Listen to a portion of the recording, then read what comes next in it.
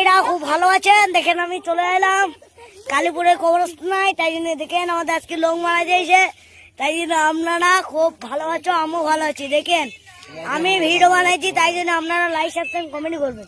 দেখেন আমি একটি গান গাইছি, দেখেন এই গান বহু দূর, তাই জন্য কালকে আমার গানটা দেখিয়ে এক গাড়ি কলকাতা থেকে লোক এসেছিল, যে লোকগুলো আমাকে খুঁজে পাইনি বলে আজকে দিন তো দেখে আজকেও আসতে পারে, তাই জন্য গান শোনাচ্ছে।